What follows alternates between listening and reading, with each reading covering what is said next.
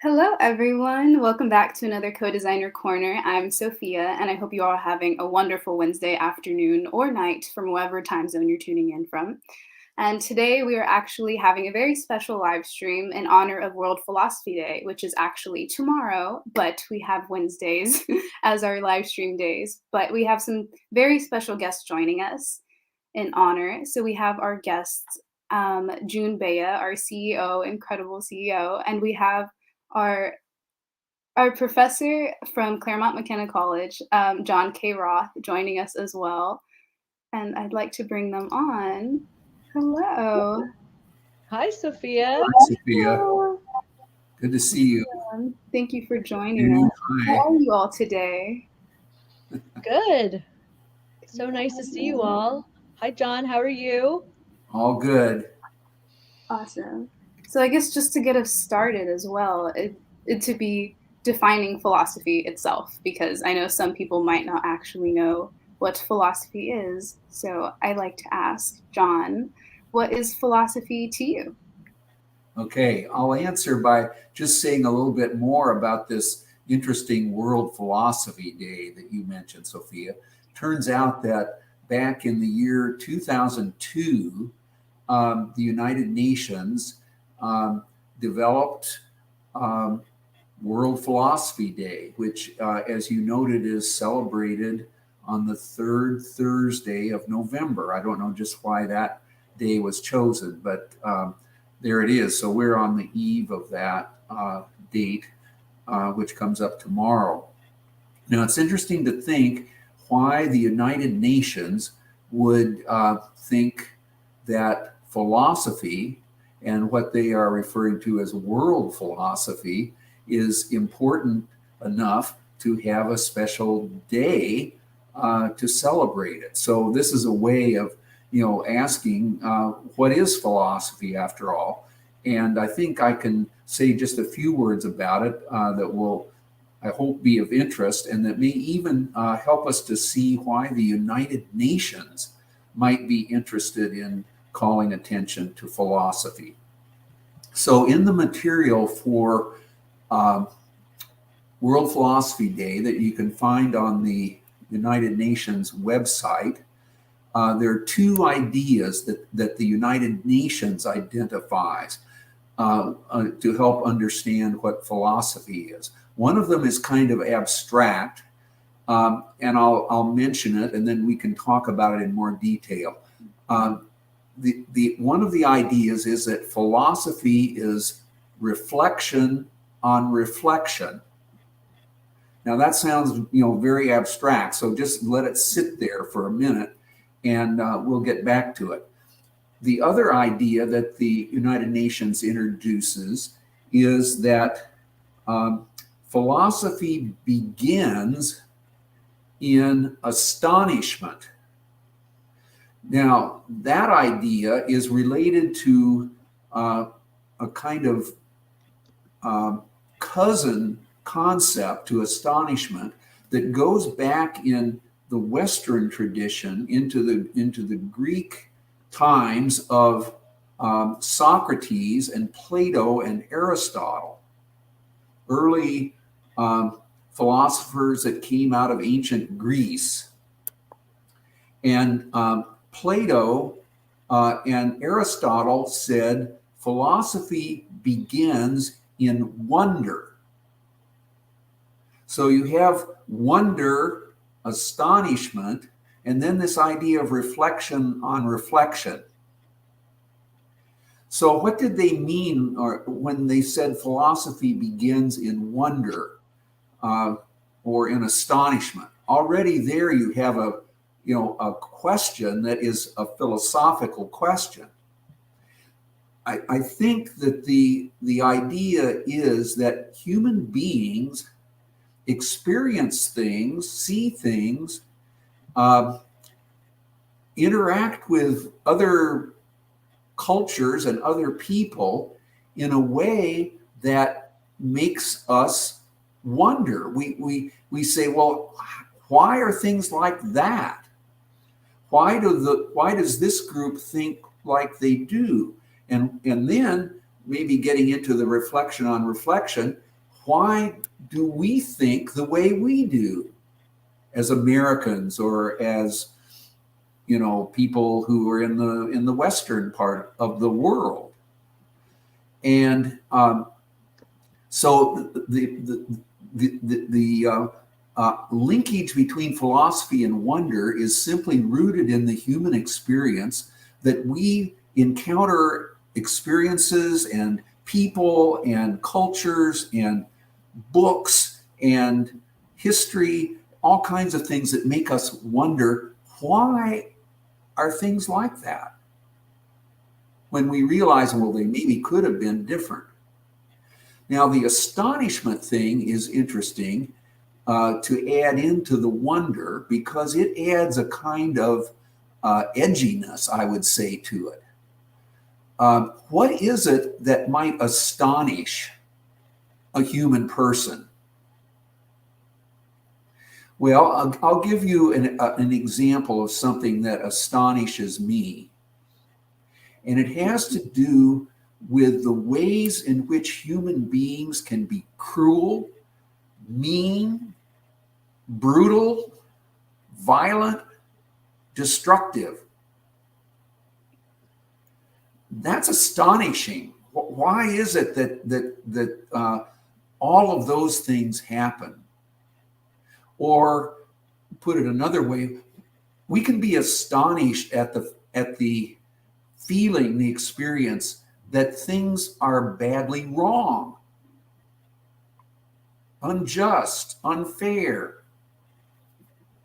And that can make us wonder, why is it that way? Does it have to be that way? Could things be different? What would it take to make things different? And notice that I'm asking a whole lot of questions here, because wonder, astonishment, reflection on reflection, all of these things readily lead to questions.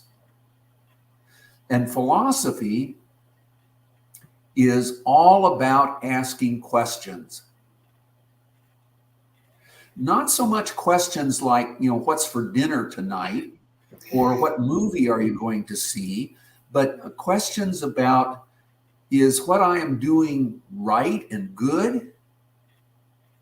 Is what I am thinking and saying true?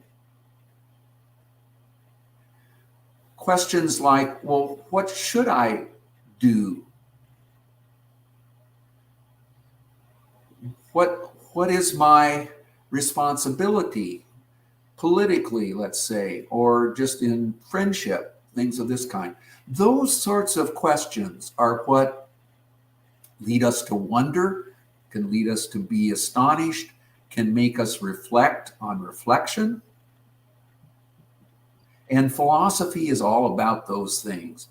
I'll just add one more thing, and then I'll stop and see, you know, if we want to pick some of these threads up a little bit.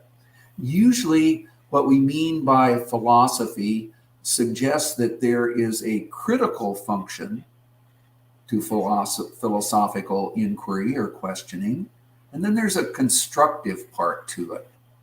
The critical part is that we want to know what the reasons are that people act the way they do, or what is the evidence that people have for thinking that some point of view is true and another one is not. So we're asking people to kind of, and ourselves, this is the reflection on reflection, we're asking for the evidence, the data, the support for the ideas that we have, or the beliefs that we hold, or the positions or policies that we're advocating. And then on the other side, philosophy is always trying to envision things in a way that suggests that there are alternatives, especially when we're thinking about the parts of life that are full of injustice and suffering and harm doing and things of that kind. There are alternatives, and philosophy wonders about those and tries to help us articulate possibilities. that could be pursued if we chose to go in different directions from the ones that we're already on. So that's a little bit about, what I would say philosophy is about. People have different views of it, but I think almost everyone would say, philosophy is about questioning. It's about questions that have to do with right and wrong, good and evil, what's true and what isn't, how we know things. What's the difference between knowing something and just having an opinion about it? That kind of thing. And if I can just add it, I think the things that I've been suggesting are the reasons why the United Nations is interested in philosophy. Because these questions and issues are not trivial. They aren't abstract. They're about everyday life. And they actually turn out to be matters of life and death in terms of how we respond to these questions and how we go about thinking about them. And maybe, Sophia, we should back up so our audience actually knows who is, John Roth and then why. Because so I didn't get a chance to just say that. So Professor Roth is somebody who was just really instrumental for me in my early just wondering. And I love that word because a brand that we have is Work Wonder. It's what we call the work that we do with young people is Work Wonder. And I love the word wonder for so many reasons. This show, when I started the live stream, is called Codesign Work with Wonder. And our co-designers are just really instrumental with helping us question, well, what is and what's possible. So I love this because it really makes so much sense in this, in what. So reflection is something that we also do a lot of. Everyone who has been an intern with Bayha Group knows that we do weekly reflections. We do daily surveys because we want to get input, and the reflections are an opportunity to step back and reflect on what has happened. And so John taught perspectives on the American dream, and another body of work was focused on the Holocaust. And it was I actually had other courses. I took leaders and followers. I pretty much majored in anything. That was my major. Uh, and then as a senior, I had to write a senior thesis, and so my senior thesis was focused on the history of public education and the American dream. And you were my thesis advisor. Right. We did a lot. I remember that. And so I'm so grateful that you're here joining us today. And so maybe we could also we have another co-designer who is joining us from Georgia, Juan. So Sophia, maybe we could have Juan join us and have some conversation about this, because it would be great to, have you interact with some of our co-designers, questions they have, and really explore this topic of, I love these words, astonishment and the reflection on reflection and just asking questions. So Juan, I'm going to have you, are you at a place where you can join us? Maybe not. I don't know what's. Well, I don't think he's at a place where he can join us, but he's definitely here supporting us in spirit. He is with us in spirit. Thanks, Juan. Yes. So Sophia, yes, what questions do you have? Yeah, this is actually on behalf of Juan, a question that he had asked, but you defined so many, you defined philosophy as so life or death and day-to-day things, and just it comes down to religion and beliefs and just so many different things. And I feel like philosophy in a way is underestimated. And why do you think that is when it comes to life or death situations, or just thinking of such critical questions? Why do you think it's underestimated? I think this may be because there's an impression that philosophy is a subject that you study mainly in college or university. it's like economics or political science or something. It's in the catalogs of colleges and universities. But just like economics and politics, we know in those cases that economics is not just a course that you take. It's part of everyday life right now. I mean, there's worry in the United States that we're dealing with inflation.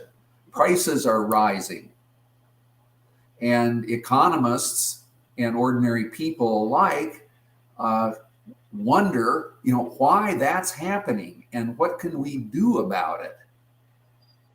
Okay, so this is where there's also a close connection between, say, a discipline like economics and philosophy. Because, when you get to the question about, well, what can we do about it? Then one of the issues that would come up is, well, we could do X, Y, or Z. We could have these different policies, but then the question would be, well, which of these is the best one or the right one? And then you're not simply dealing with a question about economics, but you'd be dealing in a way with a part of philosophy that we call ethics. What's the fair thing? What's the just thing to do? What's the good and right thing to do? And then you're into a series of inquiries that becomes more philosophical. So I think the point I want to make here is, I think we underestimate philosophy when we think that it's just a subject that is an academic subject. But what I'm trying to suggest, and what I think the idea of philosophy being related to wonder and astonishment and reflection is about, is a way of getting at the notion that we are, all of us, philosophers on a daily basis. Every time we ask ourselves, am I doing the right thing? Or I think it's true that something is the case. Why do I think that? Or if there's a conflict between two political parties or two countries, let's say, and we're trying to figure out how can we deal with the conflict, to some extent, the challenge of dealing with those kinds of problems and relationships is going to take us into the area of what the United Nations very nicely calls world philosophy. So I think if we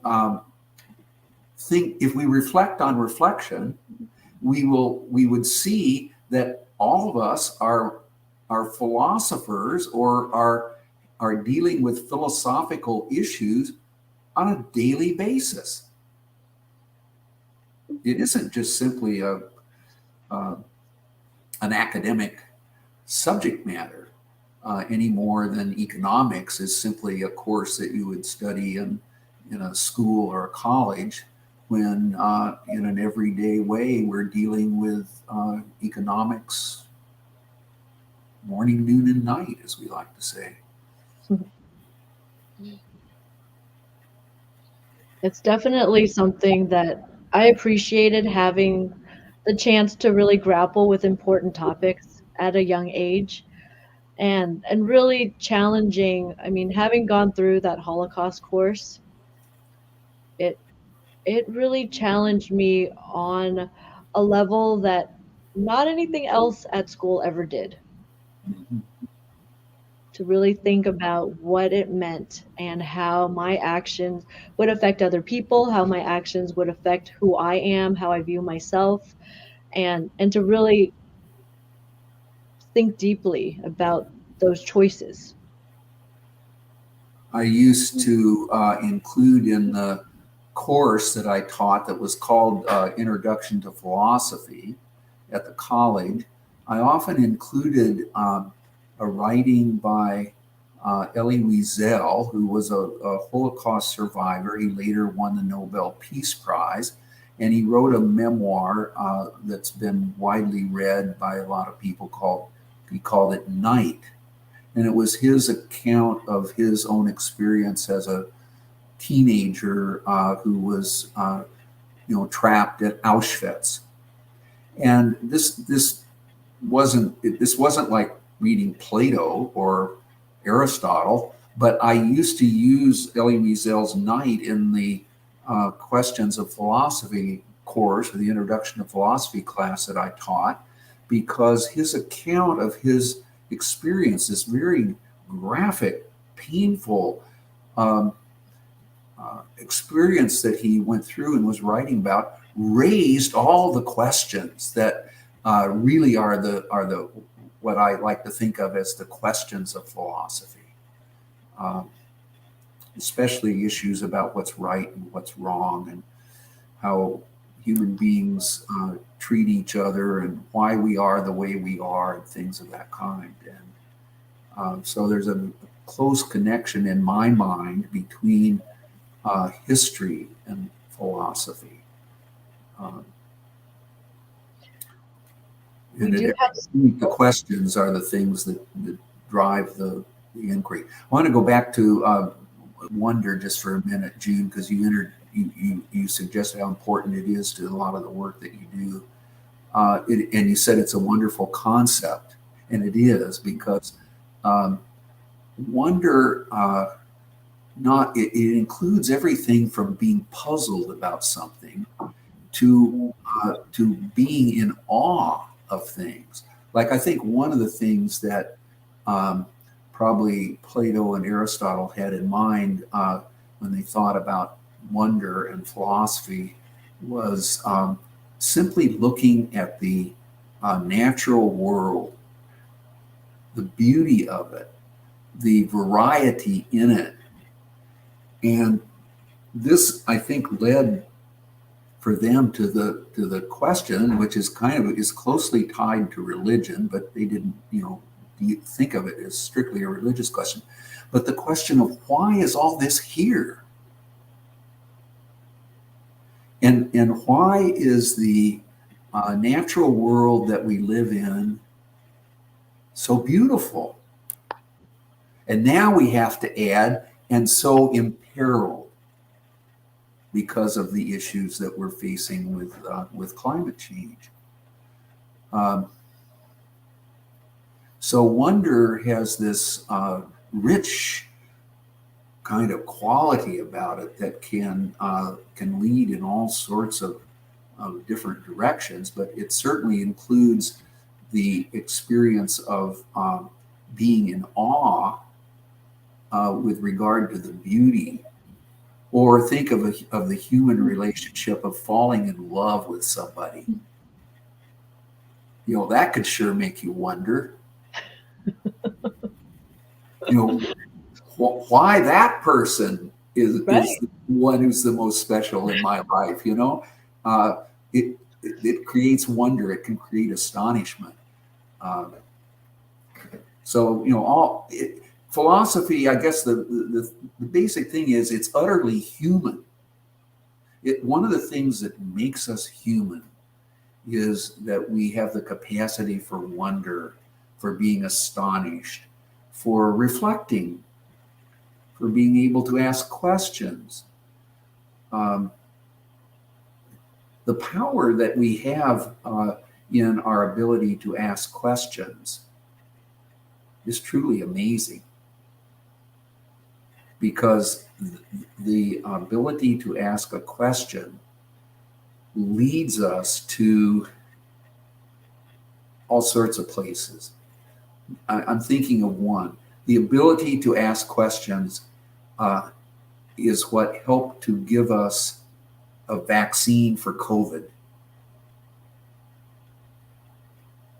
If we didn't have the capacity to ask questions, we'd never discover things. So this is a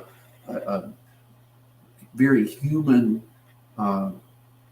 quality that we have, the ability to ask questions, and it's one of the things that leads us to philosophy.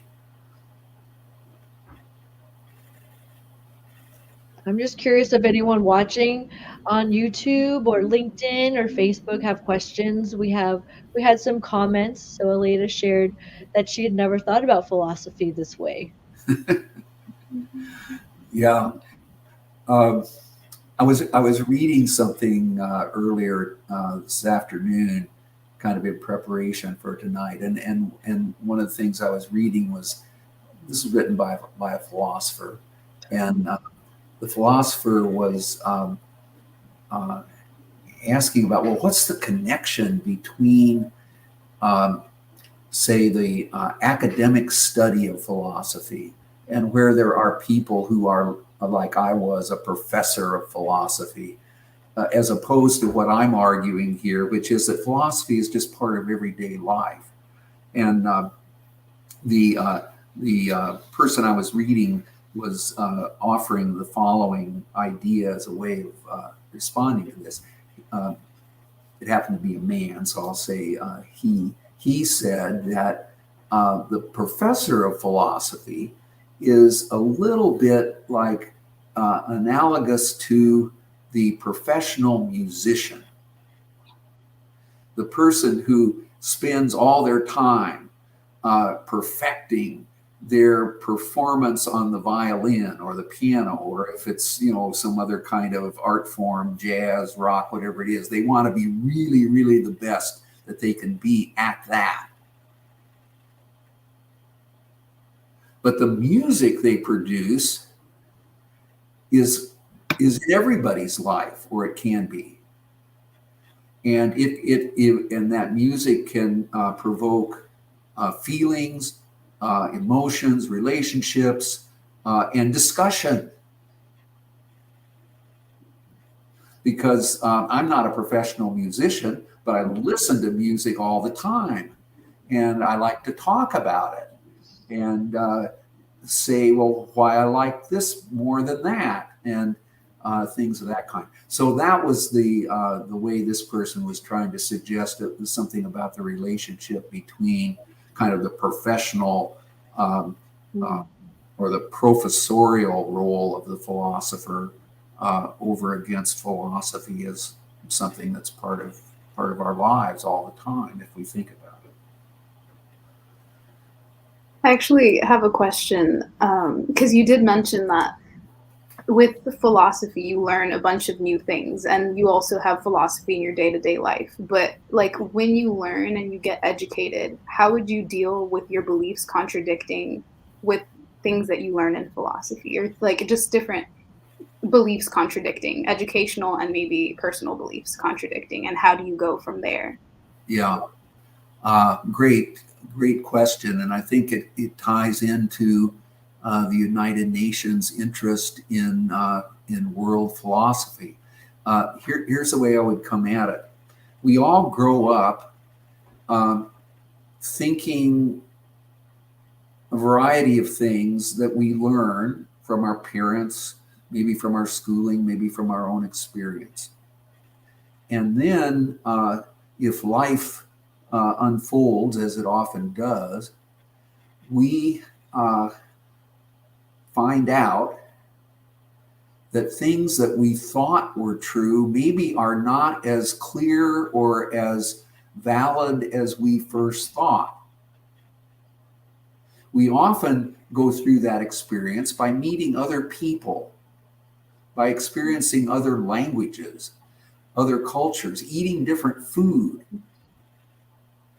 I can still remember a long time ago, the first time I ever ate pizza.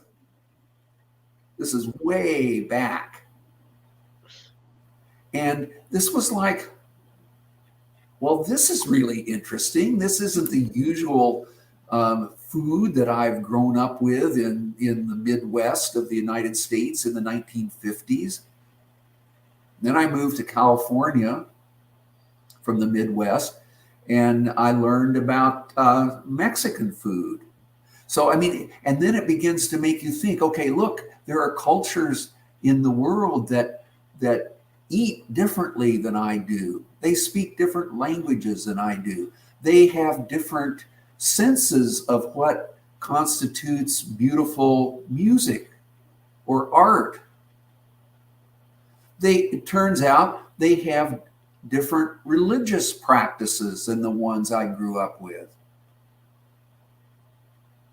And all of this this is what also invites philosophy into our lives. Because one of the things that we wonder about is how come, I'll use this just as an example, how come there are all these religions? How did that happen? And that can lead us into the study of anthropology and into the study of psychology and even into biology and neuroscience and all the rest of it. But it's also going to lead us unavoidably into philosophical thinking, because we may be interested in what these different religions are saying about the world, about human life, about politics, that kind of thing. So I think, and I think this is why the UN is interested in philosophy, because I think the United Nations people who organized this World Philosophy Day have the sense that somehow if we are going to flourish as human beings and human cultures and even as nations in the world, we had better cultivate a set of habits and dispositions that lead us to be curious, wondering about the differences that we encounter, including something as basic as the fact that, you know, people don't look exactly the same, even though we recognize humanity in a wide variety of differences that we have. And then, of course, you have to bring history into this and take seriously and think about why it is, or what we're going to do about the fact that differences create divisions, create to what we call sometimes othering, you know, we, they, us, them kinds of distinctions. Our experience even leads to racializing human experience. And we know how problematic and dangerous that is if we think about what's happened historically. So all of these things create, again, a kind of aspect of the wonder and the astonishment and the need to reflect on reflection that the UN has kind of highlighted in its celebration of World Philosophy Day. And that's why I said I believe that philosophy is about matters of life and death.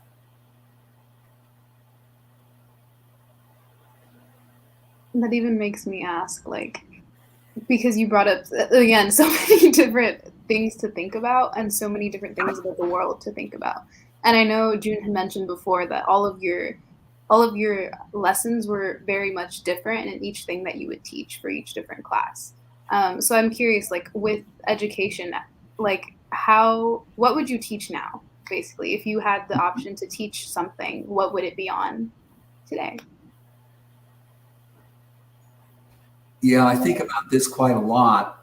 As anybody looking at this can see, I'm an old man, and I haven't been in the classroom regularly for 10 years or so, although thanks to Zoom, I still get to visit classes from time to time and do things like we're doing together this evening here.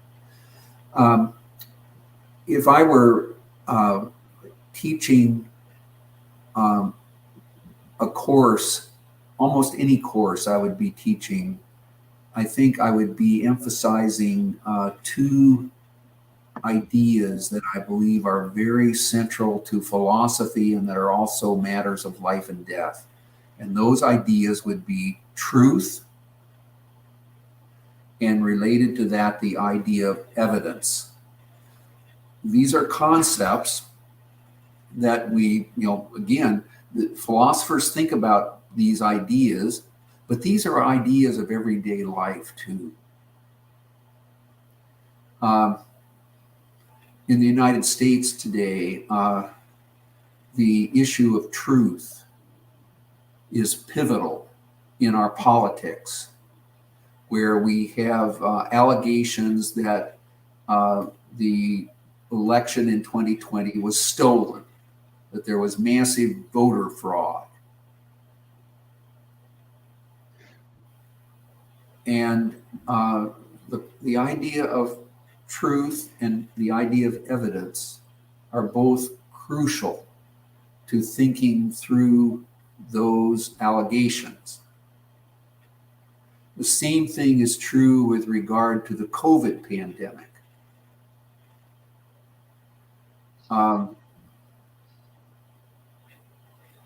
Is it true that ivermectin is a preventative or a cure for COVID?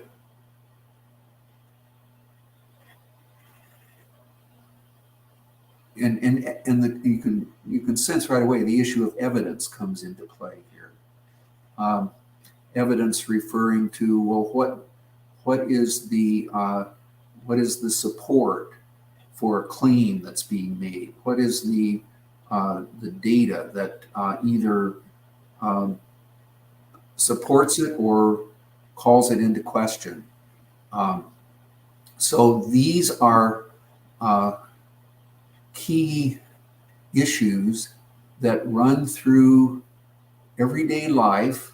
They are matters of life and death. And philosophy can help us to appreciate why these ideas are important, and it can help us to understand their meaning as well. So those would be two examples of fundamental ideas that I would stress if I was teaching about the American dream or about the history of education in our country, or things like genocide and the Holocaust. Think about this, and for those of us who are in the United States right now, in terms of education policy.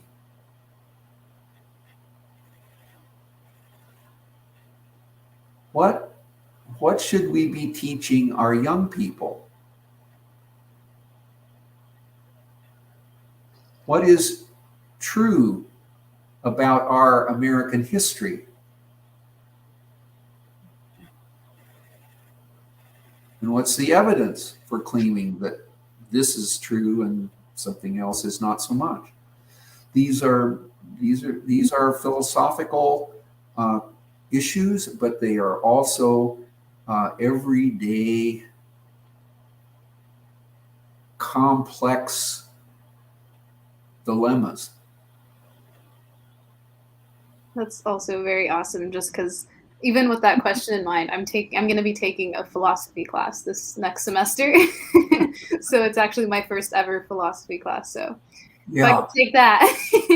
So Sophia, and of course, when we talked the other day, you're the namesake of philosophy, because the word philosophy has Sophia in it, and that this is another way in which philosophy has been defined. It's defined as the love of wisdom, which is what your name connotes. Sophia is the Greek word that would be very closely linked to what we call wisdom. And philosophy, as Socrates and Plato understood it, was supposed to, if you followed a philosophical life, you would be wiser. And what they meant was that was not that you would know the answer to every question, but that you would become a person who exercised good judgment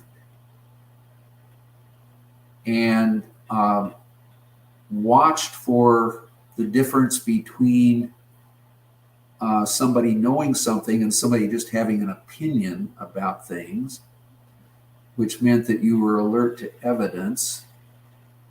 And the wisdom also included that you weren't overconfident or arrogant or dogmatic about the soundness of your own beliefs.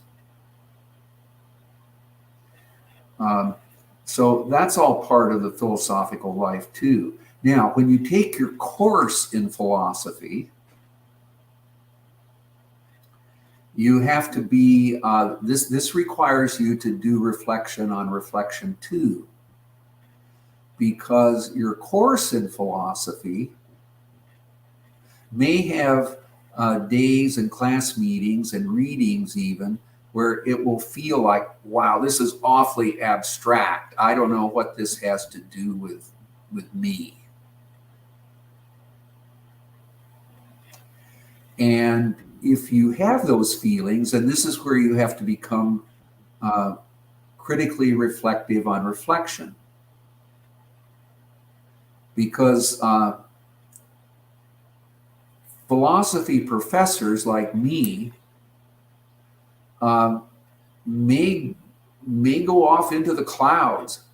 They may get too abstract. They may get too theoretical. They may lose sight of the ways in which philosophy is grounded and rooted in history, and that, you know, the questions that philosophy is dealing with are matters of life and death and things of that kind. Because, you know, the professional philosopher may get interested in certain kinds of theoretical issues and arguments and pay attention to those things. So you, as a student of philosophy in a philosophy course, you have to become reflective about reflection and figure out, you know, how what you're learning in your course can help you, can make a difference in your own growth and development as a thinking philosophical person. I definitely, in order to own my name, I definitely have to consider all of those. Yeah, for sure. But reflect on reflection. Yeah. Should we bring Juan on? You can talk now, Juan. Yes. Hi, Juan. There he is. Hi. He's not in a park anymore, though. When we saw you first, you were. Yes. Do you have any questions, I'm comments, not- Juan, to join in our conversation? Yeah, it's amazing. The conversation is amazing. I really like it. Like, it makes you think a lot and like reflect. And one of the questions that I was just like thinking about, I had two questions actually. Like, what do you think parents should be teaching, like, or lack to teach in their houses to youth people? State the first part of your question again. I just want to make sure I heard it correctly.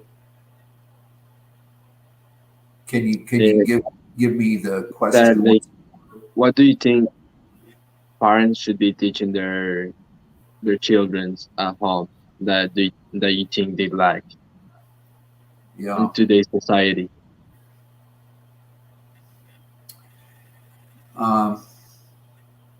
Well, let me start by saying this. There's probably nothing that makes philosophy more a key part of everyday life than being a parent. Even though most parents would, you know, use that language to describe what their role is. But here's what I mean. A parent, a good parent, is raising a child to have a sense of the difference between what's right and wrong, what's true and what's not. A good parent will help a child to learn why you shouldn't lie, why it's better to tell the truth, and therefore you have to know what the difference is between lying and truth telling.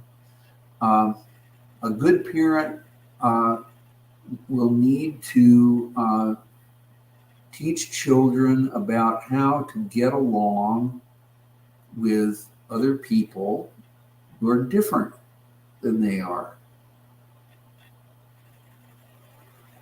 And will have to help a child to know why it's a good thing to get along with other people and respect them.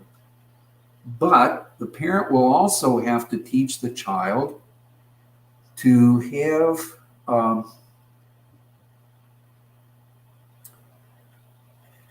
a sense of independence, a sense of being their own person, of having interests and ways of acting that are properly their own. So, as I say, most parents don't think that they're philosophers. That's probably the last thing they think about when they're dealing with their children. But what I would want to argue and want to suggest is that that's precisely what they are. That's what philosophy is. It's helping each of us to grow up in a way that is beneficial.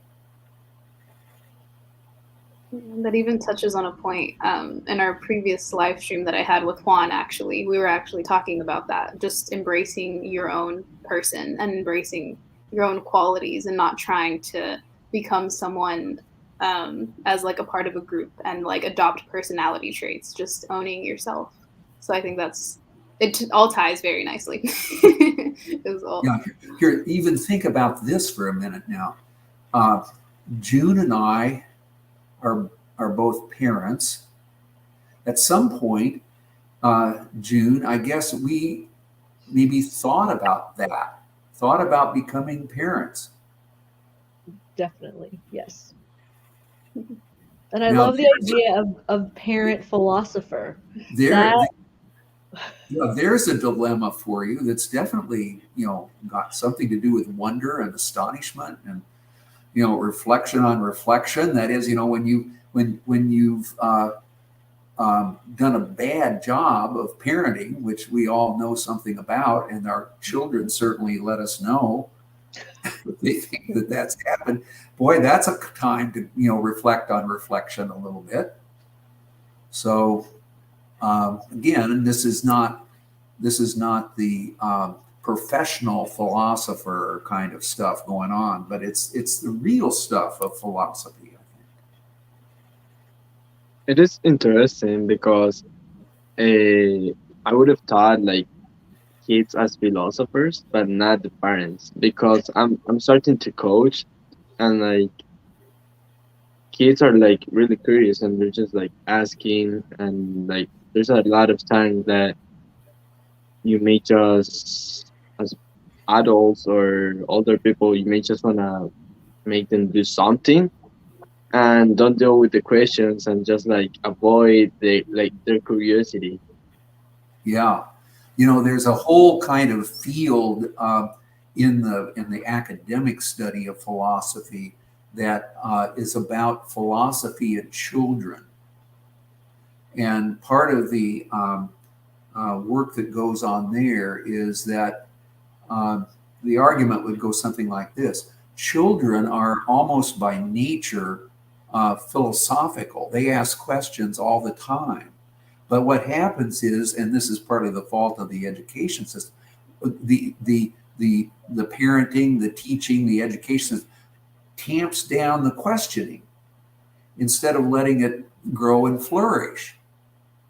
And there are jokes about this, how kids will sometimes keep asking the question why, and no matter what June says to her child, the question comes back why, until, as the joke goes, the answer is simply because. That's it. I mean, so the child's philosophical inclinations they can run aground all at some point where you just can't, you as a parent and child, you can't just keep going there. But the basic inclination of children to be curious, to wonder about everything, is sort of part of the experience that I would say shows how something that we call philosophy is part of everyday life.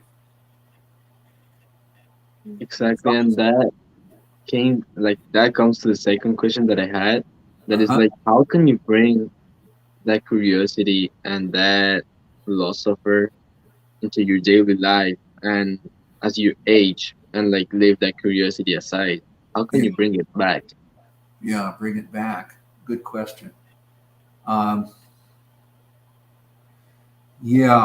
we grow into adulthood and old age, people can get set in their ways, and their habits, lead them to be less curious, I think.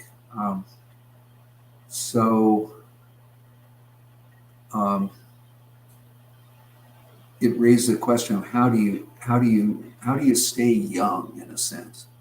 See, I guess I would say part of what philosophy at its best does, if it becomes kind of part of your disposition, is it keeps you young in the sense of continuing to be curious about things, wanting to find out things,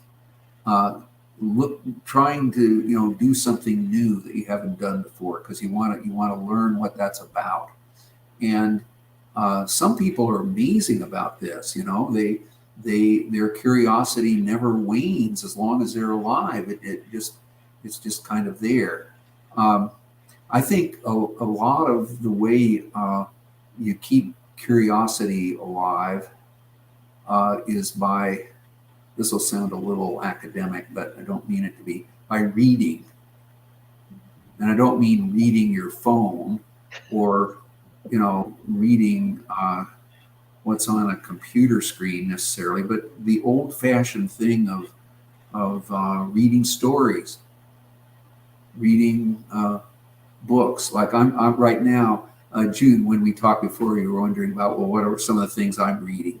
Well, right now I'm reading Toni Morrison's Beloved, her novel. Yes. Amazing storytelling. And so I think, there are many ways that you keep curiosity alive and a part of your life as you get older. And reading, and particularly reading stories, I think is one of those ways. Now that means you have to find time to do that. You have to take time. For some people, reading is a habit. They just can't live without it. My wife is like that. She's always reading, so just can't go through the day without reading. And a lot of the things we're talking about, philosophical things. We have to cultivate good habits for ourselves, and philosophy as a form of inquiry, asking questions, being curious, wondering, being astonished. Some of these are practices that we can cultivate so that they become like good habits. I think a lot of education is really trying to help people to form good habits about things. If you're coaching a team, you're basically trying to get your players to form good habits in terms of how they approach the game or how they play it. You know, Definitely. you know, Yeah, I really like that you kind of just never assume you know everything and always just assume that there's more to learn. there's more to learn, right? Yeah. And that that feeds on itself. Like there's a feedback loop, because if you get into that pattern, uh, the the thing you're learning will create the desire to learn something more. I mean, I think that's the way education at its best works. Uh, you get excited about finding out something that you didn't know about previously, and then that can lead you to the next step. And As you mentioned, reading is a good tool to be more curious as well. And I know you are a writer and you have written many, many books. So what is there a specific book? I guess this will be our last question to kind of end off with, to give the viewers as well. Like, what book would you recommend of yours that you've written to start off with? I don't know. I don't know that any of mine are worthy of such recommendation. Um, I'll tell you about one just because it was a project that was interesting for me, and it has something to do with what we've been saying about philosophy. I wrote and published a book a couple of years ago that I called Sources of Holocaust Insight. So it has this interesting concept of insight, which is closely related to wisdom. It's so what I was here was the project I had. I'd been teaching about this event that we call the Holocaust, which was Nazi Germany's attempt to destroy the European Jews and every Jew in the world if they could have. And I got interested in that and spent a long time, many years teaching about it and learning about it and writing about it. And kind of in my later years, I realized that there had been all sorts of people, primarily thinkers, but not academics. Some of these people were Holocaust survivors, others were just friends, some were scholars, whole batch of people had tremendously influenced my thinking.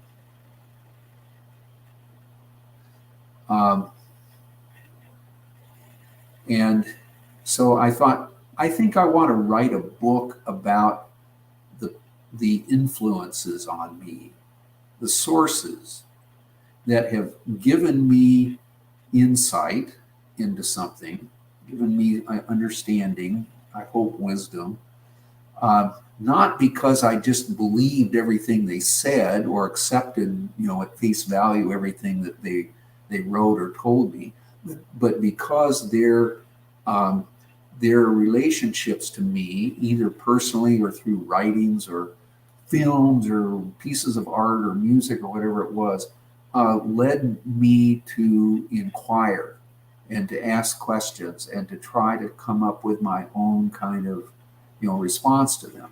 So this is a book. It's just called Sources of Holocaust Insight.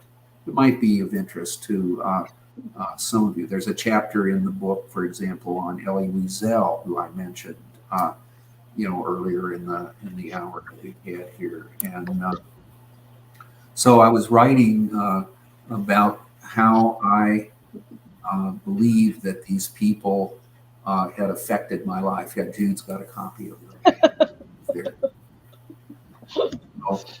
And not everybody writes books. I've found that that's been interesting to do, partly because for me, writing is a great way to find out what you think. it's one of the indispensable ways to find out what you think, I believe. Talking works that way too. Socrates, believed that you learn things primarily through what he called dialogue, and asking questions and trying to answer them, and then talking with people and going back and forth. That this is why a lot of good education always includes discussion. And the point of a good discussion is not the discussion itself. The discussion is a kind of means to the end of understanding something that may happen after the discussion is over. Very often, I think that's the case. So writing is important because here's why writing is so important, I think. When you write something, you put it on the screen or you put it on the paper, then whatever you've written there has a way of looking back at you. And the words that you have put on the screen or on the page ask you questions. This is if you're into the writing. And the questions they ask you are philosophical. They ask you, is what I just wrote true? Is the argument that I tried to make a good argument? Is what I have said clear? Is the progression of the ideas lucid? I mean, these are all the things that you learn as you go through the process of studying how to write. And writing is crucial because it's a key part of what the UN calls reflection on reflection. And this is why some people would say the most important part of writing is in the revising. You get that draft out there, you have your paper due for something, so you get the draft out, but you're only getting started, if you're really into it, because then you got to revise what you wrote and let what you wrote, stare you back in the face in the cold light of day with all the questions about, does this make sense? Is it clear? Am I off on a tangent somewhere that where it won't work? Or am I on target? Am I onto something? And could I make it better? Could I get it to another place if I worked on it some more? That's awesome. Well, thank you, John. I know we're just passing our hour mark here, and I'm sure it's also late, especially on that time zone. But thank you so much. Yeah. Yeah, I just want to say how much I've enjoyed our time together. And maybe that's the theme to end on.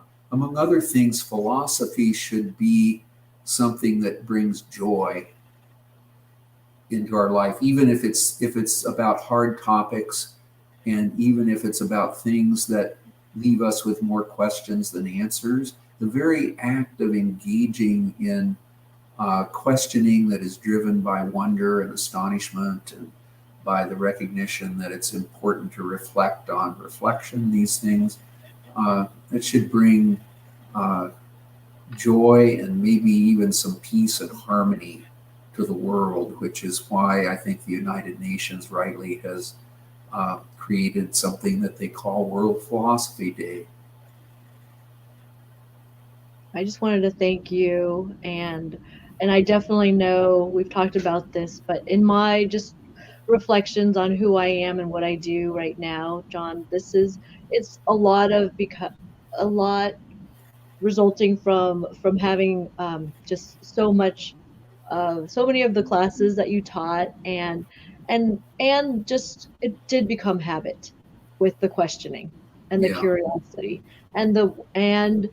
and I was drawn to it, right? So I chose to take these classes, and I chose to, and it's definitely something that just listening to you it just had these ahas of, oh, this makes so much sense.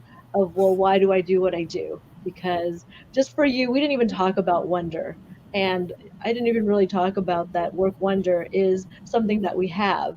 And that word has always been something that I've been drawn to. And so it was really fun just to have you talk about it and have you talk about World Philosophy Day.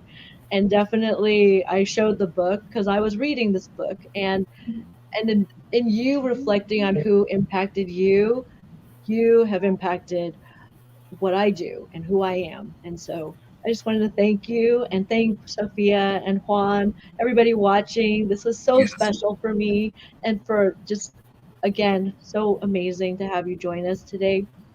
Well, thank you for the opportunity. And as I said, I really enjoyed it completely. Thank you. Thanks, everybody. Thanks for watching. Yeah, thank you for the conversation. It was awesome. Thank you, Juan. And Sophia, thanks to you for hosting us here. Of Thanks, course. Sophia. All And right, so June, keep up your good work. I okay, know you don't go will. anywhere. I'm going to end the broadcast, but stay, okay? So Okay. I'm going to end. Thanks, everyone, for watching. And we'll be back on December 15th for those of you who are catching our show. We'll be back December 15th. And you can stay tuned. We have some new announcements. So we'll be back at 5 o'clock, December 15th at, it's a third Wednesday, 5 p.m. Thanks, Yes. everybody. Thanks, Sophia. I'm going to stop. Okay.